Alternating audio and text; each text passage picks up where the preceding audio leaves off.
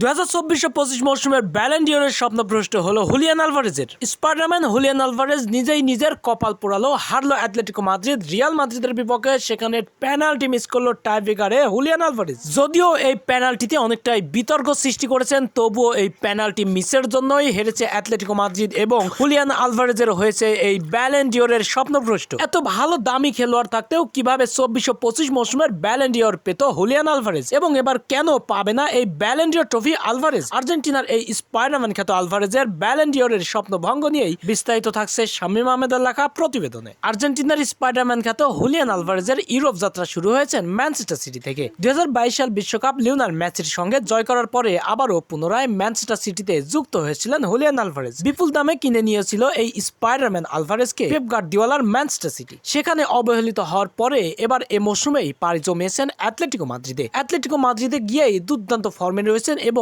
আগুনের মতো জ্বলে ওঠে প্রতিটা ম্যাচেই। উয়েফা চ্যাম্পিয়ন্স লিগের রিয়াল মাদ্রিদের বিপক্ষে হারার আগ পর্যন্ত সেরা খেলোয়াড়ের তালিকায় অন্যতম হয়ে রয়েছিলেন অ্যাটলেটিকো মাদ্রিদের এই forward Julian Alvarez. UEFA champions লিগের দ্বিতীয় রাউন্ড পর্যন্ত ব্যালন ডিওরের জন্য লড়াই করে যাচ্ছিল Vinicius Junior, Kylian Mbappe, Jude Bellingham ও আর্জেন্টিনা তারকা লাউতারো মার্টিনেজ, স্পাইডারম্যান খ্যাত হুলিয়ান আলভারেজ ও মিশরিয়ান তারকা লিভারপুলের তারকা মোহাম্মদ সালাহ। স্বপ্নভঙ্গ হয়েছেন মোহাম্মদ সালাহর, কিন্তু টিকে ছিলেন হুলিয়ান আলভারেজ। গত দুদিন আগে রিয়াল মাদ্রিদ বনাম অ্যাটলেটিকো মাদ্রিদের ঘরের মাঠে মুখোমুখি লড়াই করেছেন উয়েফা চ্যাম্পিয়ন্স লিগের দ্বিতীয় রাউন্ডের দ্বিতীয় পর্বের ম্যাচে। সেখানে শুরু থেকে এক গোলে এগিয়ে থেকে ম্যাচ শুরু করেছিল রিয়াল মাদ্রিদরা। অ্যাটলেটিকো মাদ্রিদের ঘরের মাঠে দারুণ আধিপত্য করে মাত্র 27 সেকেন্ডের মধ্যেই একটি গোল করে 2-2 সমতায় ফিরে অ্যাটলেটিকো মাদ্রিদ। সেখানে আর্জেন্টাইনদের দাপট ছিল অপরিসীম। হুলিয়ান আলভারেজের রাজত্ব দেখেছে ফুটবল বিশ্ব এবং হুলিয়ান আলভারেজ শেষ পর্যন্ত ম্যাচ নিয়ে গিয়েছে টাইব্রেকার পর্যন্ত। কথায় আছে উয়েফা চ্যাম্পিয়ন্স লিগের ট্রফি যার হাতে, বড় তারকা হলেই